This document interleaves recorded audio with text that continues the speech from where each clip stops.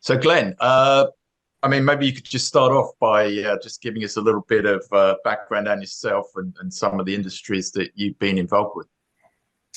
Well, sure. First of all, thank you for the opportunity. And to second Andy's point, I really would appreciate questions that could be fed from everybody because I'd like this to be as helpful for everyone as possible. And so input from the group would be fantastic. I started out 25 years in the Midwest in heavy manufacturing and corporate finance. About half of that was in automotive, aerospace, defense related businesses in Northeast Ohio, actually. And then I moved another dozen years down to Cincinnati, where I was with a chemical company in Germany that's now been subsequently purchased by BASF. The interesting thing there is one of the divisions that I eventually supported is in Springhouse, PA, which is where I live now, a couple miles away. Total coincidence. A dozen years working for Germans and working in heavily in cost accounting and manufacturing.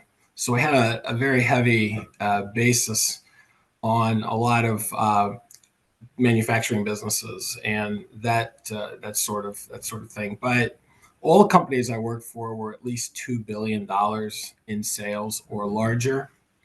I reached a point where I was more or less done with both the larger companies and with working in either corporate finance or corporate development, M&A, cost accounting, as I said. So I took on a job in for a German packaging company, 6 years in Southeast Indiana, was within driving distance from Cincinnati. And the interesting thing there is you start out as a CFO. I'm there for a couple of weeks. I get a phone call from my banker, and the banker asks me, "You going to do something about your overdraft on cash?" I said, "I checked the bank site. I've got over $1 million available." He said, "Yeah, but you don't have the borrowing base for it." So I asked him, "What's a borrowing base?" I was not familiar with the concept of borrowing base because I'd never done asset-based lending. Normally in finance, you borrow money from a bank and you have a line of credit. You have a certain amount you're allowed to draw. But in asset-based lending, it's based on the amount of receivables and inventory that you have. I wasn't familiar with that. So it was a good example right at the start and all the way through literally earlier this year. Every single CFO gig I've had, and it's now been 15 years, and I've had 5 of them, you are thrown into the deep end in some areas, and you have to do very quick learning, quick study. In addition to the 6 years there, I then moved out to Philadelphia and started an interim CFO position. There's a whole networking story there we can get into. And then after that, I had 3 successive CFO gigs that lasted between 18 months and 2.5 years. So that's kind of a very high level. Different industries. I was CFO. There was a labeling company, printed label. There was construction for telecom. And there was Pharma Lab. I also had an auto OEM as an interim in addition to the initial packaging. So I've had a wide variety of industries. Glenn, I know you sort of started out on sort of privately owned, family-owned businesses, albeit substantial businesses, to more recently businesses owned by private equity and sort of private equity portfolio companies. So can you talk a little about the transition? I mean, that I'm guessing they're very different sort of, or owners that operate in very different ways potentially. How did you find that change? That was an interesting change, Andy. As I said, I had been with large companies. The 12 years of German company, I was familiar somewhat with working with Germans, and then 6 years that was not private equity, but over 50% of it was owned by one individual, even though it was publicly traded. So I learned a little bit about a closely held business, and that was a huge change. And also, it's a massive change going from a $2 billion business to a business that's sub 100 million in revenue. And all of my gigs in the last 15 years have been roughly in the 100 million or less range. Very different from a large company where you have to wear a lot of hats. So part of the transition was learning how to work with a smaller company. The private equity transition, it was really a whole series of interesting networking stories. I'm gonna hit on that a few times because I just what success I've had and the opportunities I've had have been due to the networking, and particularly through Beacon. But in that the first gig I had was an interim CFO assignment in Chicago. So I'd have a 5:40 a.m. flight Monday and fly back on Thursday afternoon. I'm sure many of you in the room have done that sort of thing. I was very fortunate because the PE firm was well organized. They had a very firm plan. They had taken over the company 6 weeks earlier. The local CFO they hired interim while they looked for a permanent one did not work out. So I went out there. As I said, they were well organized, and they had some support people from the PE firm there. They also did something really intelligent, and that is they hired an outside board member who they made head of the audit committee and was in finance. And so he helped prepare me and help work with me for the few months that I was the CFO. And it was just an ideal, almost apprenticeship type of deal. Did my first board meeting. It was on my birthday, which was cool because I did the afternoon first board meeting I ever had in PE. And then drove down and met my wife for dinner in Princeton. It was awesome. But I think that the personal contact I had with all the different people at the PE firm and working with them made it a really good experience. The other fortunate thing was the company was very successful. In fact, it was so successful after I was there 6 months and left, they exited in a year and a half, which is unheard of. So I just got very, very lucky. The transition for me was a lot of work and a lot of new things to learn, but they really helped make it easy for me. You mentioned you got some of these opportunities through networking, and Beacon, there's obviously a big part of Beacon. So can you just talk about how some of them came around? Sure. So I had decided in 2010, my wife and I decided we were living in Cincinnati. We had family out here in Philly. My wife's a Philly native, and we decided we were going to relocate to Philly. I had lived out in New Jersey years before, so it was a natural move for us. So how to do it? I was also looking for opportunities. So in Cincinnati, there was a FENG organization, Financial Executives Networking Group. And I went to the first meeting, and the speaker said, "Oh, I hear there's somebody that wants to go to Philadelphia." I said, "Yes." She says, "Well, I know a guy." So she introduced me to Thomas Hess. Some of you may have known him or have heard of him. So I met him at Manellas Diner. That was my first ever networking contact. He introduced me to Eric Peabody. Eric introduced me to Tyler Ridgway. And from there, I got all kinds of contacts.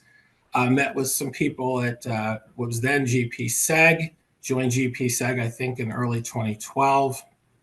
And met Charlie Timmons, met Tim Titus, met a whole bunch of people. Barbara Taylor, I know, was on.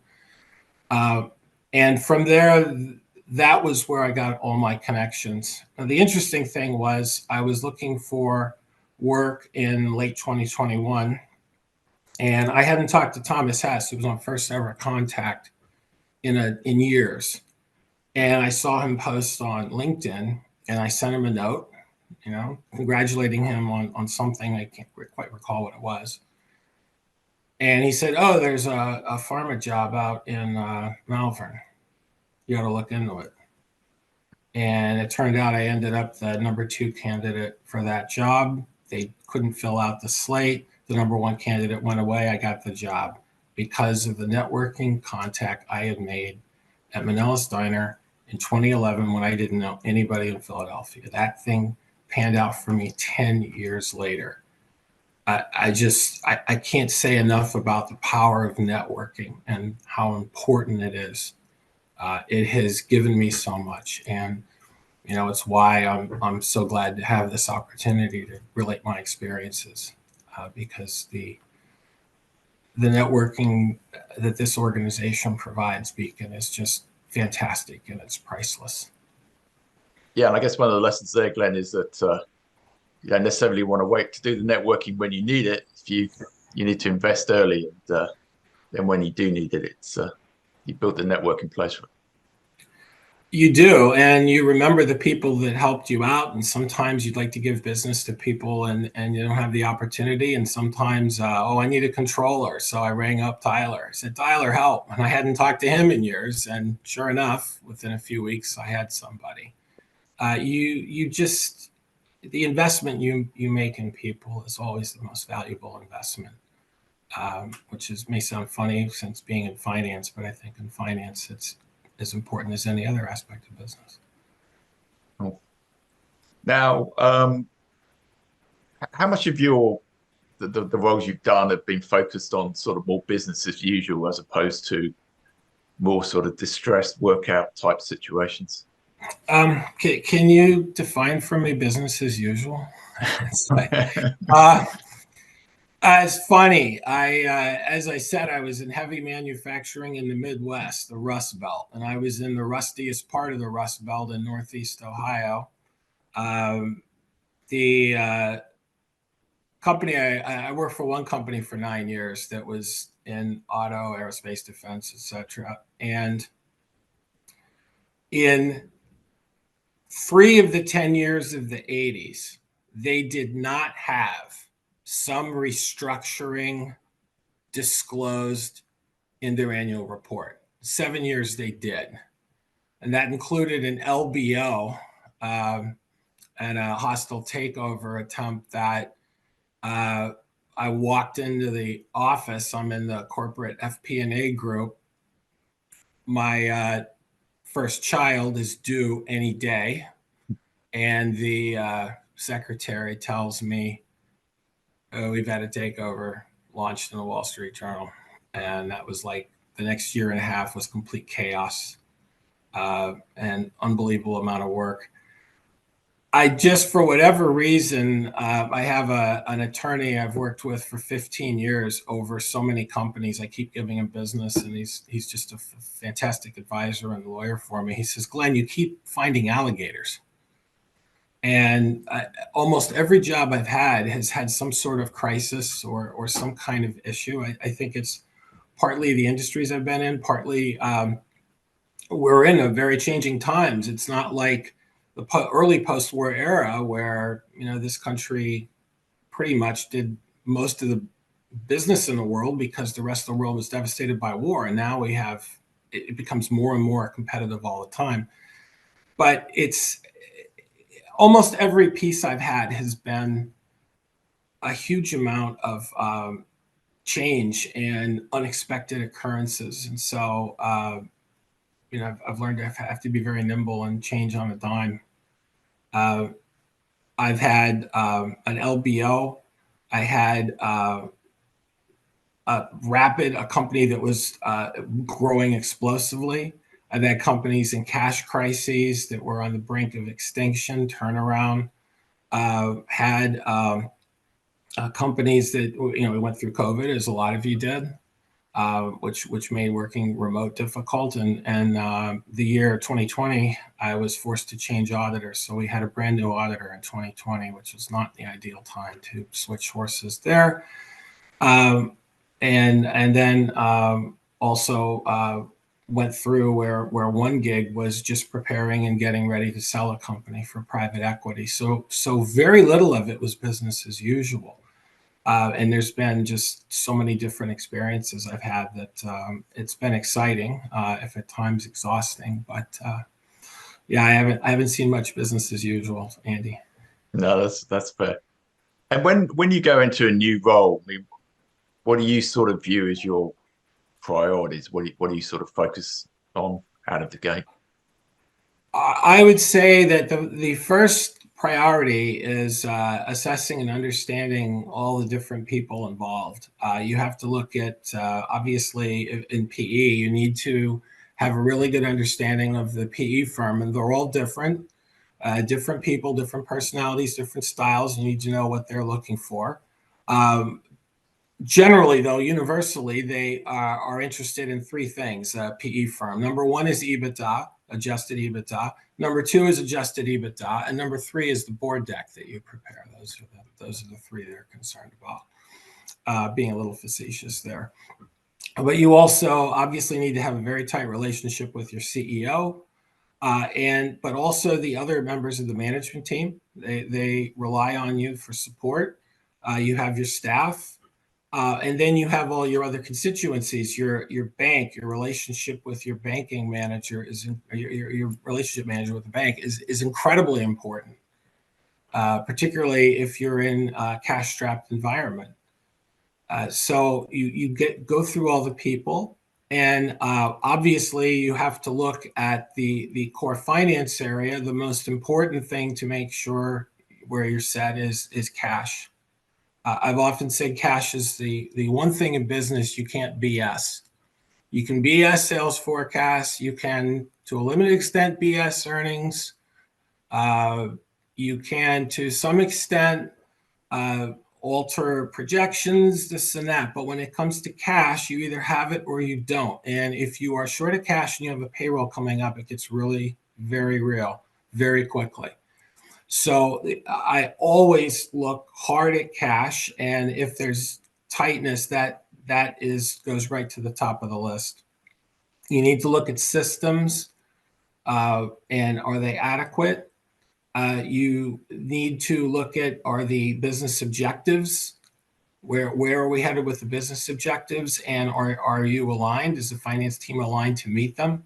If you're heading into a sale, you have a different set of priorities than if you have a new owner, for example. Those would be kind of the quick areas I would hit. There's many more, but those would be the most urgent. Yeah, you mentioned one of the priorities for PE owner is the board deck. I mean, what do you see? I mean, that they have a reputation for potentially being very demanding owners. I mean, what do you see as the sort of challenges and positives for working for private equity owned business? The number one difficulty is expectations versus reality. And that's not just for PE owners, that's in life, right? But in PE owners especially, they have expectations, they have an investment case, they've had pitches they've made, and they have an expected return, and they expect it to be met. In theory, what matters is when you exit, your trailing 12 months EBITDA times the multiple maximizes the value. So if you've got a 3 or 5 year investment horizon and you get to that exit point and you've hit your objectives, that's fine. And if you have a lot of bumps in the meantime, it's not that important because eventually you'll reach your objective. In practice, people don't work that way. I have found that oftentimes, not always, but oftentimes in PE, there's as much focus on the short term as there is in a public company. Maybe more so. Public company, you're looking at quarters. You might go month to month. It depends how much your PE sponsors are ticker watchers, where they just sit in front of the TV and they look, watch the numbers go by and how rich am I 1 minute versus the next. So that short-term period, that can be very frustrating because I've never seen an ocean without waves. I've never known a business that hasn't had ups and downs. You get them. And there tends to be an overreaction either way, up or down. And those of us who are in accounting and finance know that sometimes these bumps are accounting events or financial events that really, it's a 1 month discussion and you're not have to deal with it. And then sometimes it's an underlying business problem. 1 month makes people nervous. If it's a second bad month, now in some cases panic can set in. Again, not for everybody, but I've found that in some cases you have people that get very, very nervous very quickly. So you try to manage that as best you can, and have full explanations. It helps. But if the reality is not meeting the expectations, even full explanations, it can still be very difficult. Oh, and obviously a private equity company has a sort of investment case going into an investment. I mean, have you had instances where you sort of discovered that the investment case they had or have is somewhat flawed and misplaced, and have you had to sort of manage that situation? Yeah, you when you put together the investment case, you go by the information that you have, the PE firm. I've never been involved in preparing an investment case. It's usually done by the PE firm. Um, and in some cases, they're coming in from the outside. There's two issues. One, you could have an error on your due diligence, or the other issue is there can be activities or items you uncover that were really not easy to discover in due diligence, that were hidden, and it would be difficult without really being in the business to find out. It's somewhat like when you get married and you have a different you live with somebody, you have different experiences than from the outside, and that's really what you're doing when you get in. You're in effect married to the PE firm, and you find out what kind of spouse they are. Same with the CEO, same with the bank. With the investment case, uh, what can also happen is, you could have an issue with the investment case itself, where there's an error in the investment case. You could have an overly optimistic assessment. I've seen instances where there's been a huge goodwill impairment taken a year after the acquisition, that the goodwill impairment could be north of 50% of the value of the business. That's painful. I've also seen instances where the investment case, there's an error in it, and now it's much more difficult to reach the target because one of the assumptions was off. The difficulty there is that you've in effect, the PE firm, you make a sale to your investors based on the information you've put down, and now you're not going to meet it. It's really very similar to management team presenting a budget, presenting their projections, and you don't make their projections, and you don't make the projections because of facts, because reality hits, and then you can't make the projections. Well, now what do you do? Because now the facts say you're going to miss. You'll always get an emotional reaction, which is understandable. I mean, there's a lot at stake, and it's not primarily the money's important, but it's not just the money. Anybody in PE, anybody in business, but especially in PE, they're very competitive. They've got a lot of pride. They're very intelligent. They're very capable. They're highly successful people. They do not like to lose. And losing the money hurts, but the losing in many cases hurts more. And that's also what you're dealing with, is you're dealing with very intelligent, very prideful people that, like all of us, make mistakes. And if a mistake is made, it's tough. And I know when I've made mistakes, and sometimes I haven't reacted in the best way either. So that the personalities involved become important, and how you manage it becomes important. And oftentimes you can work through it and get through it. Sometimes you can't. It depends on the circumstances. But one of the things I've learned is that anybody, and I mean anybody, can make errors, can make basic mistakes. And part of the due diligence you have to do as an incoming CFO, or as a CFO that when you're being hired, is to look as much as you can at some of the numbers, and try to evaluate where you are, and does it hold together? Does it make sense? And have you found yourself in situations where, people have sort of, or you've been under pressure sort of cross a line and make a decision that it's not the right decision. I mean, the CFO, holds a very important position of trust with a lot of internal and external stakeholders. Well, Andy, that's a great question. And the easy answer to that, unfortunately, doesn't happen very often. So the easy answer to crossing a line is when there's a very clear line. For example, I was once asked and then ordered to book revenue based on the fact that I've got finished goods inventory. It's going to be converted to revenue. So book the revenue now because it'll be revenue eventually. I mean, that was actually the argument I got. I said no.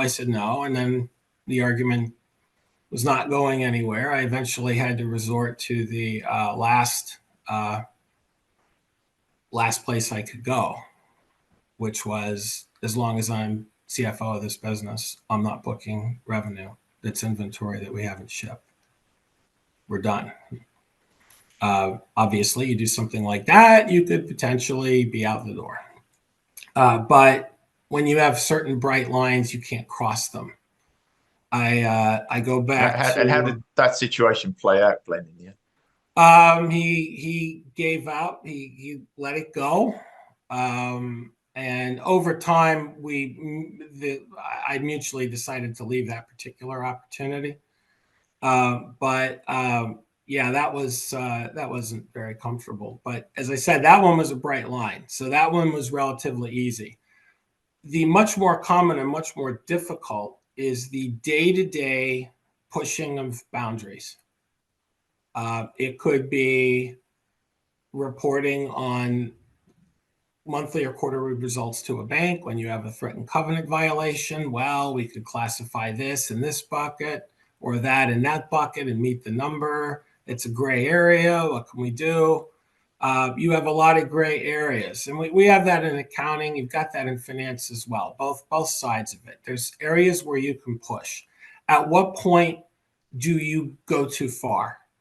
There's a point at which obviously you go too far, but there are always the gray areas, and those are the real challenges. Is that your gray area, and then each month the gray area is pushed a little bit more and more, and then at some point you have to say, no, this is not okay, and we can't do this.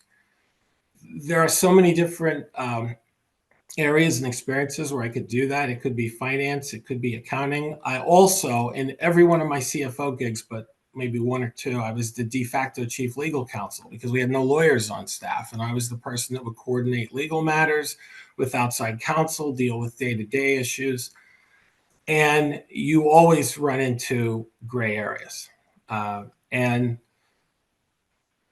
it's difficult because you have to run a business and you have to at times push the edge a bit, but you can't put yourself or the business at risk. I had an intermediate accounting professor way back in 1979, where we had high oil prices, American hostages, inflation, kind of like, sounds familiar, but 79, he told me and told the whole class, your number one goal as an accountant is to stay out of jail. So that's a bright line, but you also have to live with yourself too. So it's a constant challenge. You're going to be an officer of any company or any responsible position. You're going to be tested, and you're going to have to work that through. Yeah, I mean, the thing I found most common was taking revenue from month X and pulling it into the previous month to make your numbers for that month.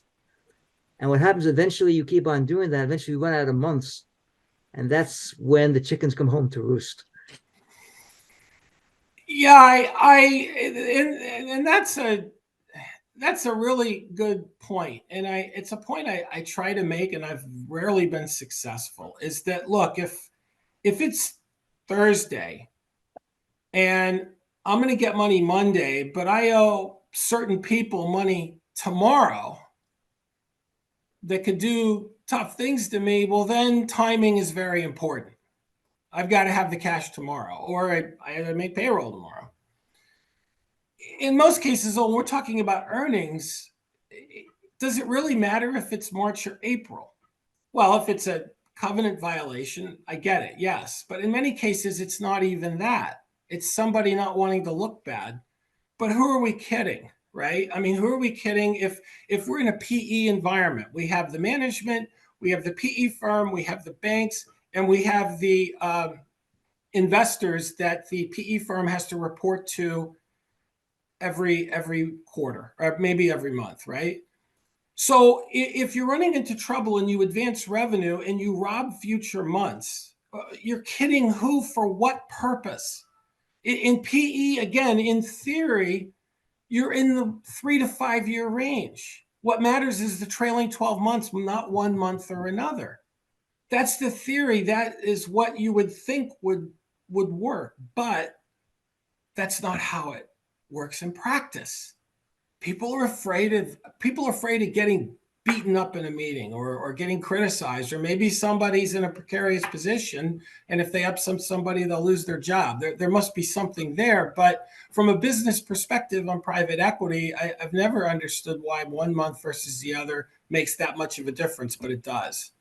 And if it does make a difference, then it's important, even though it doesn't logically seem to make sense. So I've never really figured that out or worked that out. But in the end, it comes down to the people making the decisions, and the logical approach will only get you so far. Yeah, I mean, fear is a powerful motivator, like it or not. Absolutely. But it's the worst emotion to base decisions on, especially in business. It's the worst. You don't see good decisions made out of fear, other than in some cases you scare somebody out of complacency. That can be helpful. But if you're making decisions out of fear, or maybe the better way to say it is if fear becomes panic and you're just grasping at straws, you're doing things, well, then you need to step back. You need to pull back a bit and think and say, okay, we're in trouble. What do we do? And I tend to rely on candor. My approach when I interview, I tell people, I'm going to tell you things on Monday that are going to really upset you. But on Friday, you're going to say, you know what? I'm glad Glenn told me Monday what was going on. It's like, I don't have time to play games or lie, or to bend the truth, or to get clever, or dance around the issue. I'm very direct, and that's not everybody's style, and that doesn't work for everyone. Some people like to have stories told. Some people want to be in a smoother environment, so you do have to smooth things out a bit for them. But it's not my preferred way to operate. Ben just posted a question. Well, I guess two things really.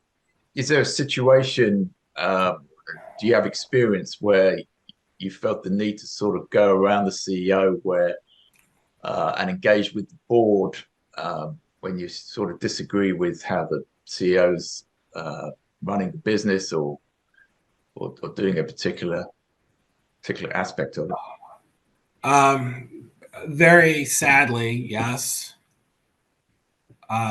It's something you never want to do. I pride myself on loyalty and trust. You cannot be a successful CFO if you don't have a loyal, trusting relationship with your CEO. You can't. It will not work. It will never work. You have to be like this. You have to be all the time.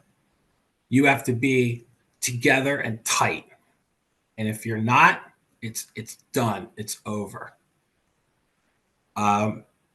Had a CEO that I worked with, I liked, I trusted very much, and brought in a COO, and the business was close to sale, and then everything went south, just all at once. It was one of those things. Ran into a lot of trouble, and we were right at budget, and we were working budgets and kept going and kept torturing the numbers. I knew a guy that had something up in his office, torture numbers and they'll agree to anything. And we tortured the numbers, and I was getting more and more frustrated because we were getting further and further away from reality and not being candid with the PE owner. And it eventually reached the point where I had no choice. I had no choice. I had to talk to the PE owner, and in that particular instance, it ended up where nobody survived. I hung around for a while, but of course, you bring in a new CEO, he's going to bring in his own CFO. So you never want to do that. But you have a responsibility to the people that ultimately hired you. And you have three parties as a CFO, any one of whom can and not only end your job, but if you violate past a certain point on any of them, it can really damage you. And that is the PE firm, the CEO, and the bank. You have legal responsibilities to the bank that in some cases could supersede your responsibility to the PE firm and or the CEO. Now, thankfully, I've never had that, but the conflict where, with the CEO and the PE firm is a horrible thing.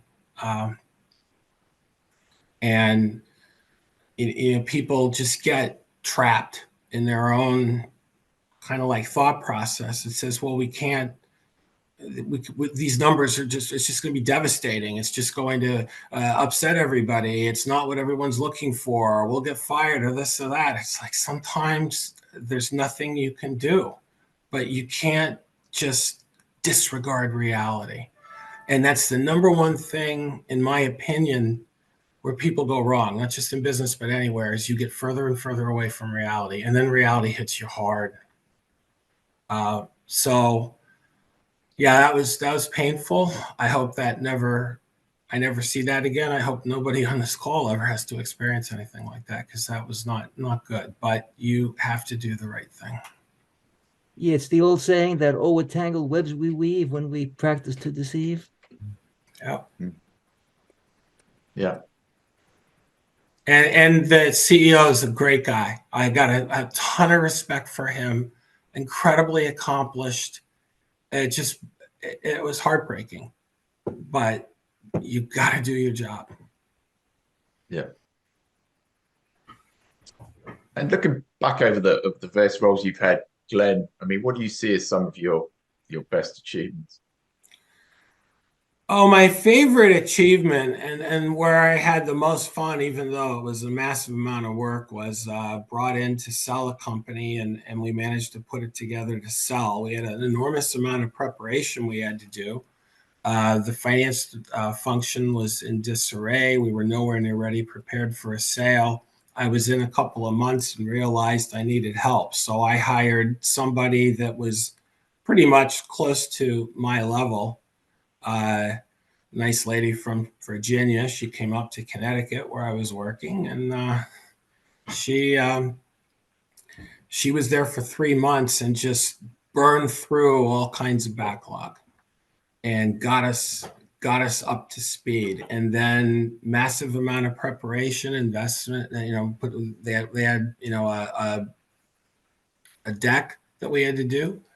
Management deck for the presentation, go through the presentation, 12 different presentations in 3 weeks, and then due diligence, and then we sold. It was a fantastic achievement, for the company. We just barely hit the maximum target for sale, which meant everybody got maximum payout who were paid on a bonus.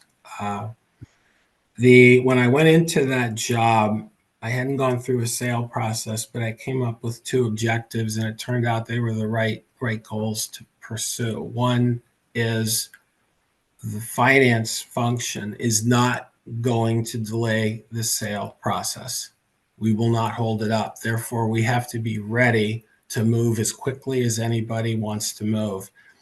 As it happened, we made the decision to go to market in mid-June, deck in July presentations, and up through the third week of August, the deal closed in the middle of October. It went that quickly, and we did not hold it up. The other goal I had was do not lose any ground in due diligence. You have your management deck, you have your financial projections, there is a bid placed, and then due diligence comes, and if there's any hole, that price comes down. And the case was solid enough that they didn't find anything, and my controller and I were in a room with a bunch of KPMG experts that came up from Midtown, and we were in that room for 7 hours, and they didn't find anything. So we didn't lose anything on the sale price. And had we lost anything, we wouldn't have hit that max target because we were right at that number. And that really was just, I really felt good about it. The PE firm was really happy with what was done. And I've done some other work for that firm. That was my favorite achievement. I also had a series of achievements in a more recent gig where I did everything from help set up a lab from scratch in Australia remotely, which isn't easy when they're 15 hours ahead and you're making calls in the evening, to completing and then integrating an acquisition in Cambridge, England. It was very nice to have several trips to Cambridge. Very nice town, particularly in the summer, but it was more work than play. And how, I mean, obviously, if you're preparing a company for sale, it can be very disruptive, to all the staff, a lot of uncertainty. I mean, what sort of lessons have you learned in terms of how you manage that? Well, the PE firm, did something smart, which most firms do, and that is keep the people you want to retain and not leave through a sale process. You have retention bonuses. I've seen that on multiple occasions. So you definitely want to have retention bonuses for your staff. And if you're a CFO going through a sale process and you don't have retention bonuses on your staff, you need to talk to your PE firm and say, hey, if these people leave in the middle of the sale process, then we're not going to be able to complete the process. I mean, if I have a controller or some key accountants or my main data person leave, then that's going to slow down the process. But most PE firms are pretty sharp about that. They get the retention bonuses. Regarding the exit process and what you have to do, you try to keep the staff on track doing their normal jobs, minimize what they do as much as possible. For either the CFO or the controller, a ton of hours. I'm not going to lie. I was working and my controller came in and he came in. He said, Glenn, why are you still here? I said, well, we had work to get done. He said, well, you left at 5. I said, yeah, I got dinner. I came back. He says, well, it's after 11. It's time to go home. I said, I got about 5 more minutes. So I'm going to be gone. I got this last thing. He says, Glenn, it's Saturday night. Like, well, yeah. So if you're looking for a work-life balance, I would not recommend this track for anybody. But look, when you're in a high intensity time like that, when you're working through a sale, what you do, you have you go down to the shore. I got the tent pitched at Wildwood Beach. I've got conference calls I'm making from inside the tent. And then when the conference call is over and I have 20 minutes, I grab my grandson, we go in the water, and then you come out and you get on to the next call. I mean, that's just how it kind of goes. Yeah, that sounds like good advice. And talking of advice, I mean, what's lessons that you've learned could you sort of share with everyone that resonate with you? Oh, okay. Well, I'm going to look. I actually made a couple notes here because it's pretty crazy, really. But let me see here. Okay, so I would say the number one lesson I've learned, and it's a lesson that I need beaten into my own head, is you really have to make sure you have a finance staff that can that can help you get the job done. That the quality and the quantity of the staff is enough to get the work done. You're not going to have enough to get everything done. You have to triage, but you need to make sure you have enough that you can get the essential items done. I've run into occasions where I haven't had that. Sometimes you can patch that up with consultants or outside help, and sometimes time pressures, it makes it almost impossible to do that. So that would be the number one lesson: is you've got to make sure you have a strong enough team that will work. As I mentioned earlier on the sale, I hired a high-level person to do some work for a few months to get caught up. And I recommend that highly. I've had that happen earlier in my career, not when I was a CFO, but we hired somebody high level. It was very expensive, but it was somebody really, really good, and we kept them around and used that particular person as a hitman wherever we needed him, and got us through what at that time was the SAP implementation wars of the 90s. And if anybody lived through that, that was pretty brutal. I'd say another lesson is you always need to make sure you're on the same page with your CEO. You have different roles to play. And I think it was in CFO magazine, I read a story which kind of exemplifies how I think the relationship should work. That there was an investment presentation, and the CEO went and made the presentation, talked about the business, talked a little bit about the numbers, was very optimistic, as CEOs are and must be, and presented his story. The group then met later with the CFO in quieter circumstances, where he tempered down a little bit the expectations and presented a separate set of numbers. And the point of the article they made was the CEO and the CFO were actually on the same page. They were aligned on what they were going to do. They each played their role. He gave the optimistic case. Everybody knows you discount what a CEO or a salesperson says, right? And then the CFO is there to say, okay, well, here's the real story, right? And now that CFO's case, which the CEO signed on to and was really their joint case, now it's a solid team effort. But they did it in a very sophisticated way. So when you're on the same page, you're not going to be in the same place necessarily, but you're going to end up steering the business in the exact same place. The other analogy I like to use with working with the CEO, working with the management team, is you're not necessarily all pulling in the same direction, and you shouldn't be pulling in the same direction. I say, okay, Glenn, what are you talking about? All right, picture old school firemen. You've got somebody jumping out of a 5th-story building, and they're all grabbing onto some fabric or something. What are they doing? They're all pulling away from each other. Why? So you need that tension so that when the person hits that, they land, right? And they're safe. They're all working together, but they're pulling away, right? They have a certain level of tension. In any management team, you need a certain level of tension. And tension is often translated as conflict, but it's not conflict, right? Tension means tuned to the right degree where you're all keeping each other honest. You're all calling each other out, because you might be right Monday and full of it on Wednesday. And you need someone on Wednesday to say, Glenn, you're full of it. And I tell my staff as well, you're full of it. Tell me if I'm off, you tell me, because you're not I need to be kept in check as well. So developing these relationships are so incredibly important, and particularly with your CEO.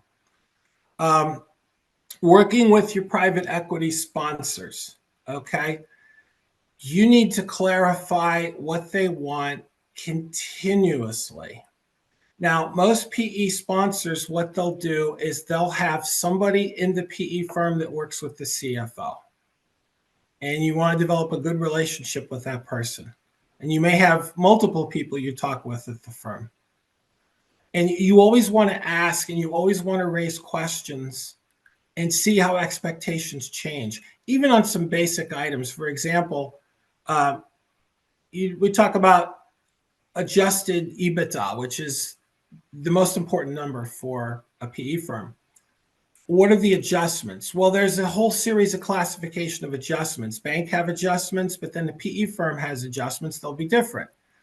I found on occasion that what is allowable in March, in May, they'll say, well, you can't count that. I said, well, you told me in March I could count it. No, that's not allowed. Okay. The expectations and what they're looking for can change. And you need to be in contact and keep going over that, because it's not always consistent. And you also want that relationship, so if there are problems, you communicate them early, which by the way, I should have that as a lesson. You speak up immediately if there's a problem. I always go back to Godfather 1. The Godfather insists on having bad news immediately. Report bad news immediately. Do not wait, not 1 minute. Let people know. I know there's also a school of thought that says, well, don't let them know unless you've solved the problem. And I'm always a little bit nervous about that, because, well, what if the problem is something I can't solve and it threatens them immediately? It's like, here's the problem. I'm working on it. Do you have any thoughts or considerations? I prefer to go that way. Not everybody does. Another lesson learned. And fortunately, I never did this, but I've seen people do it. Never burn your bank relationship manager. I had one PE firm person call me the bank whisperer, but really it was with the bank relationship, the bank relationship manager, whoever he is or she is. They have to report on a portfolio review to their credit committee. They don't want to be surprised. Nobody likes surprises, which is why you communicate bad news immediately. You can't have him be surprised, get surprised. So you have to be completely candid. I can tell you that on many occasions, the bank relationship manager and I have built a bubble around the two of us, and we say, okay, we're going to have some blunt conversations that don't go any further than the two of us. You have to have a high level of trust for that. But you bluntly communicate, and then I'll say, oh, Glenn, damn, that's a huge problem. I said, I know. I said, we're trying to work it out, but what do you think? He said, well, let me see what I can do. I'll talk to a couple of people, and maybe we can give you a break here, or we have an idea there. I can't tell you how many times that bailed me out, is having a really good relationship with that bank manager. Because he answers to somebody, everybody answers to somebody. You don't want to burn them. So it's just incredibly important to realize it. And a lot of people view banks as adversaries. No, don't do that. They got to be a partner, or it's not going to work. I'd say the next lesson is a tough lesson for me. You need to prioritize the finance and accounting tasks over other tasks that you have. This may seem obvious, but in certain situations, you might find yourself wearing a lot of hats. As I said, I've done legal stuff. I had real estate. I've had some other items and other fires. And therefore, I had to handle other areas, in some cases to where I put a couple things in the finance accounting portion aside that were not as urgent. Those are the right decisions, and I stood by them. But unfortunately, people will evaluate you based on what you do in your assigned role and not necessarily in the other area you take. And I was actually criticized by somebody saying, well, you were too much of a team player. I mean, you did the right thing, but you should have done this, even though it was the right thing. It gets a little crazy. You are going to be, in the end, evaluated as a CFO, even though you have all these other responsibilities that could be put on you. It's a really tough balancing act. But that was a lesson that I learned, that I will have to follow. I use the analogy of if you're on an airline, we've all had the drills, put oxygen on first before you help other people. So I would say my lesson, I am honest and candid. That will not always work, but and that's always a challenge. I operate that way.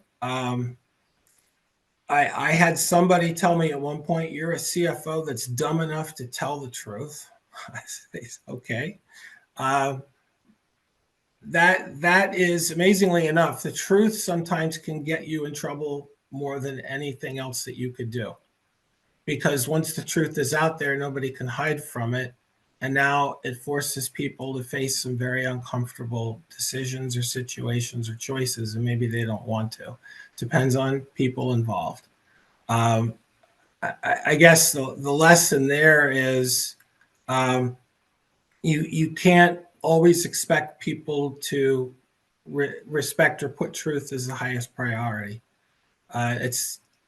It's hard for me because in the end, reality will get you, but in the interim, people want to avoid that many times because it's just too difficult. Well, maybe the problem will go away, or maybe it's not that bad. And people rationalize. There's a lot of magical thinking out there. I'm sorry? There's a lot of magical thinking out there that somehow there's going to be a miracle and it's all going to work out well, although we have evidence to show that it's never going to work out well. It can't work out well. Yeah, in some cases, things that you can have realities that are just so painful, but I've learned that no matter what life throws at you, and all of us have had tough times, and some people have had really tough times. But no matter what it throws at you, you're either going to face it or you're not, and you're either going to get up if you're knocked down, or you're knocked out, or you're not going to get up. And you just find that some people have that quality, and some people just want to avoid it. And that's just part of management teams, like everything else. Some people really just want things to be different, so they pretend things are different, or they create their own reality, and that's fine. But in a business environment, that's very difficult to do good business and make good decisions that way.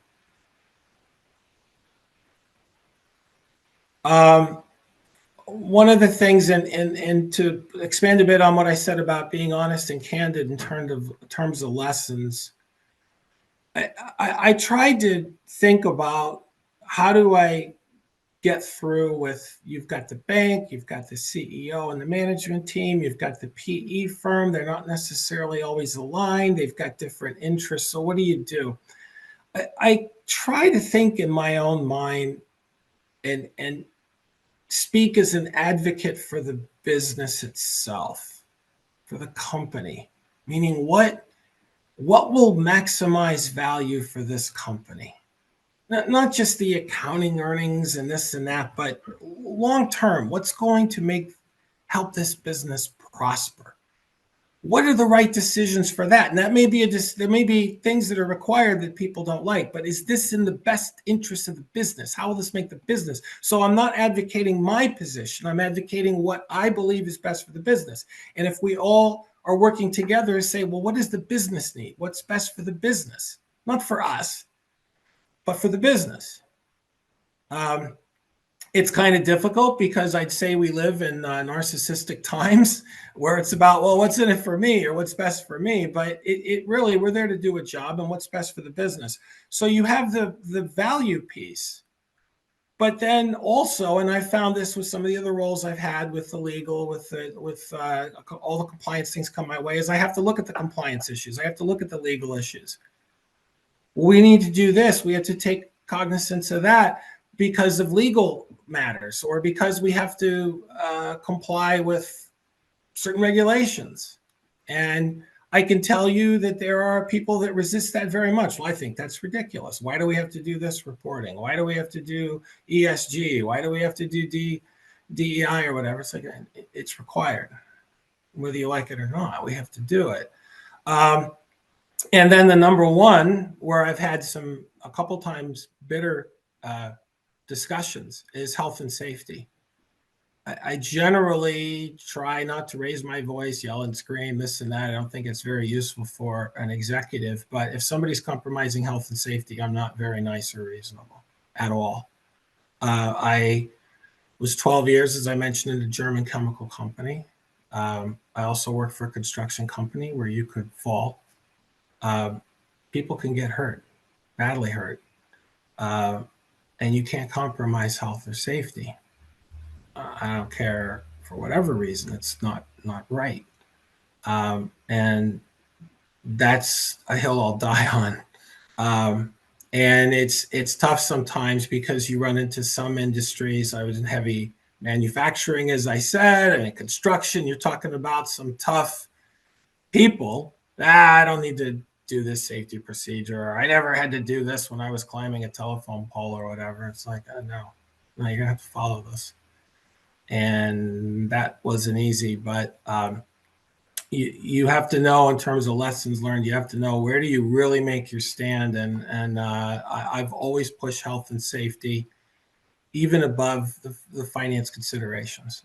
You have to. It's the right thing to do. And in the end, financially, you're going to be devastated if you don't do that. But that's really not the reason to do that. The real reason is you're an officer of the company. You have to take care of your people. I have, as a lesson learned, leverage your network.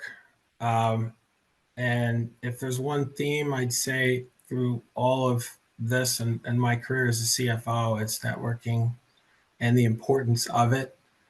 Is so many times in having these jobs, when I needed help or I needed advice, I worked through my network and talk to people. Without that, just can't make it. You develop networks. When I was my first CFO job, and 2008, it was a turnaround situation, and then we went into the 2008, 09, 10 disaster financially, and I'm having trouble making payroll. My banks wouldn't help me. My vendors were my new banks, and my relationships with the vendors were paramount. And people tend to abuse vendors, but I found you can work with vendors; they can really help you out. And everyone works with customers, everyone works with banks, but your vendors too. So you build out networks, and then you take care of your people. So if one of my vendors, let me go out to 110 days in 2010, it's a large corrugated company. He says, Glenn, I need, can you send me like a couple 100,000, because I want to get my numbers down for the end of the quarter. I said, sure, I got you. Then I sent him like 500,000-600,000 to get his numbers way down. I mean, you take care of those people that took care of you. I have, as a lesson learned, planned for PTO no matter how busy you are. On several of my jobs, I just wasn't able to take much PTO at all. So I'd say you need to plan for it. You need to give yourself at least a little bit of time off. I also had in my notes that I made here that sometimes that's futile. I've had more than one short vacation completely wrecked because something comes up where there's a refinancing or a deal or this or that, and there's nothing you can do. But as much as possible, it's important you try to give yourself a break. One important lesson, and maybe the most important lesson for your own and everybody else's sanity, I have reset expectations. In the business, everybody has expectations, and if it's clear they're not going to be met, which was earlier I mentioned about being candid and reevaluating, reset your expectations. Don't force people for a year or 2 years to look at targets that nobody can make. It just demoralizes people. They feel helpless. And you don't always reset the expectations downwards. Sometimes they can be lifted. It may seem odd, but I've seen cases where it's smashed expectations. And you say, okay, yeah, we accomplished it. We met plan. We came out what we need to do, but we had this windfall, or we had this or that happen. Let's see in the fourth quarter we can still do a little bit better than the original number, because it's reasonable to do that. On the reset expectations, I have the most important thing for resetting expectations is to do that for yourself, which is a lesson that I needed to learn and need to apply, is that it's a very demanding job to be a CFO of a PE company, and you put high expectations on yourself, but you can't overdo it, because it's for the same reason as not putting too much in the business. It's demoralizing. You feel like you're failing even though you're accomplishing a great deal. Sometimes the expectations are not realistic, and you have to say so. I said, okay, this just isn't going to happen. And even if you can't get other people to reset expectations of you because they're saying, well, we think you can do this, and you know it's not possible, you say, okay, I'm going to do my best and accomplish a lot. And if it's not good enough, it's not good enough. That's hard to do, and it's especially hard to do in the moment when you're in the job. But now that I'm kind of in between, and I'm looking at it and say, it's really an important lesson, is you have to get to be realistic for yourself and what you can accomplish. I have CFOs, PE CFOs do not last long. My average gig is about 2 years, which is roughly the average, I think, of CFOs. They don't last long in PE. I was incredibly amused. It was probably a couple of months ago, the Wall Street Journal had an article where it said portfolio company or PE firms are having trouble finding portfolio company CFOs. It's hard to find people to take these jobs and find qualified people. Well, you burn through them. It's not an easy job, and you don't last long. So when I go into each one of these gigs, I count on the base salary. I do not count on the bonus, and I especially don't count on equity. Equity you have to last, and CFOs versus any other position in the C-suite don't last as long. They're the first people to go. They're the first people to be changed. It's the easiest change to make. And so if you're going to go in, you have to say, well, on a base salary basis, is this worth my time? Does this make sense? If you get the equity, that's great. And if your bonus hits, that's great too. But you really can't count on anything more than the base salary because it's just too uncertain. And it's amazing, really, because I've seen a lot of different investments and different deals and different companies, and it's not often that the CFO makes it from start to finish. That's a lot to ask. Somebody that replaced me at one point after the company I sold, I was there a year, and then another person came in, and after 2 years, they were like, "No, I can't do this," and they moved him to an advisory position within the company, which is unusual, but it's tough. It's a tough gig. Well, look, thanks very much for that, Glenn. That was great. Look, we got a few questions in the chat. We got one from Nick, says, how do you retain key staff in turnaround situations when you're 12 to 24 months away from a sale?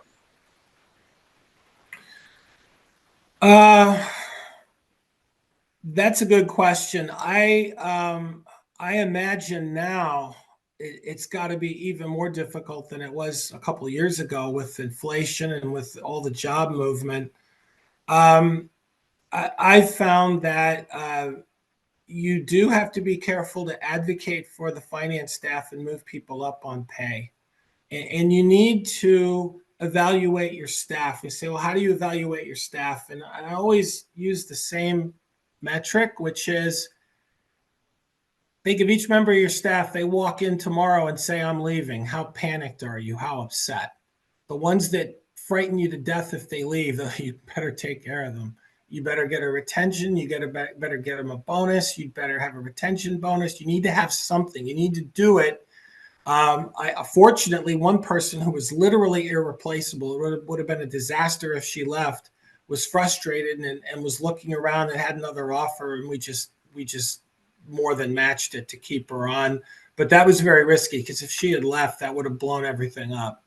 And so that was a lesson learned, right? Is if you need people to get you through, you have to take care of them. And subsequent to that incident, I've been careful to do that because particularly your controller, you cannot afford to have your controller leave. And controllers are poached all the time. So yeah, that's a scary one. And you really have to do whatever you can to try to keep them on board. We got one from you says, when and why should a business consider an exit to private equity? I'm sorry, could you repeat that? Why should they Or when and why? When? Okay, so all of the private equity gigs I had are what I would call first stage PE, which is they bought from entrepreneurs, they bought from business founders. And one of the great things was meeting and working with these business founders. They are incredibly inspiring people. I'm been blessed to know them. They're just great. I would say if you are a business owner, you should always consider PE, selling to PE as an option because they tend to pay a pretty good price for it. I would say that prior to the when, the number one thing is to prepare. Okay, because again, on the sell side, the due diligence, etc., your price will be cut. So what do? You've got to have your books in order, your numbers in order, your papers in order. Now, I've seen a lot of companies, they have QuickBooks and they keep good QuickBooks. That's fine. That'll work perfectly. Other companies, you can't follow their numbers or whatever they've done. And I've seen deals blow up because of that. So you have to have your numbers in line. If you don't have an inside person, get a reputable firm. It doesn't have to be one of the top big four accounting firms, but maybe one of the firms right underneath them. RSM, Grant Thornton, there's several of them out there, right? And have them review your numbers and help you out. And then when you go to sale, you will need attorneys, you will need tax advisors. They will be costly. Not having them is more costly. And those advisors will help you determine the optimum moment to sell. Although oftentimes the business owner themselves can say there's really two factors when you sell. One is the earnings and the business is doing well. I'm not in a down period. I'm in a period where I'm generating and it's a good positive period. The other factor, and I've seen this a lot, is you get to the point as an entrepreneur and you realize the business is going to continue to grow, but it's going to go beyond my ability to manage it. Because now you can't know everything, you can't do everything, you've got to branch out. So often the when comes down to when is the point at which I realize a professional group needs to take it. I liken it as like a life stage. So when you're in the entrepreneur stage, you're a child. And a fully developed is an adult. That first stage PE is adolescence. When you go through that massive change period, and I've been in that adolescence, and living with adolescence that's why one of the reasons why it's not easy. But when you realize, hey, I'm starting to reach the point where this business is no longer a child, it's starting to become an adolescent, I'm not up to handling that. I need to go to PE. That's the point at which you sell in that life cycle of the business. So hopefully that helps and answers the question. We've got one from Drew, which goes back to where you're making the point about being upfront where there's bad news. And he asked, is there a middle ground, spend a week or two understanding the problem before reporting it? Yes. I'd say that normally if you come up with something difficult, I would think it would be very rare that I wouldn't talk to my CFO right away. If it was purely an internal finance thing, then no, I wouldn't. I obviously I would handle that. He can't even help me with that, right? I've got to handle that. Now, if it's going to affect other areas of the business, I have to let him know right away. But generally speaking, I'm going to talk to my CEO right away, and then encourage to say, well, we're going to need to talk to the PE guys. And this is where it often runs into difficulty. Well, I don't want to tell the PE guys yet. Okay. Right. So then, as Drew says, okay, you take a week or so, you kind of work through the problem. You may reach a point at which you say, you know, boss, look, we really would need to let them know. We can't surprise them, you know, and this is going to affect them. And that can also be a difficult conversation. In the end, you have to work that out because you can't go over his head, right? So you have to work through that. But yes, often you'll take a little bit of time, but I tend to want to err on not taking too much time, because what I'm really concerned about more than anything else is that you surprise somebody and you burn them. And now you burn a bank relationship manager in front of his credit committee, or you burn a PE guy in front of his investors. So you've got it's a very delicate balance there. Great. I mean, I'll open up to the floor. If anyone has any questions for Glenn, please jump in. I think you've given everyone every answer all the questions here. Glenn? Yeah, I'd say, you know, it has been just awesome for me to work with all these PE firms. I mean, I know I've gone through some of the challenges and the difficulties and all, but working with, you know, entrepreneurs and working with this first stage and building up these companies, I think it's actually a very good process. It's very messy. It's very difficult. And you're working with a lot of highly intelligent, extremely motivated achievers that are very competitive. It's rough, it's bruising, and all, but it's very exciting. And you know, it's great to work with a lot of bright people. You do get the egos, you do get some people that can be very difficult and frustrating to work with, but overall, you know, it's a high energy and very intelligent environment. So you kind of, you know, you're gonna take your lumps and all, but it's really a great experience. And you know, I just have so much respect for the people that have worked in these firms and do this, because it's some amazing work that's done to take some of these companies and grow them and get them into that next stage. Beacon is the premier executive networking organization serving the Mid-Atlantic region. To learn more, go to beaconforlife.org.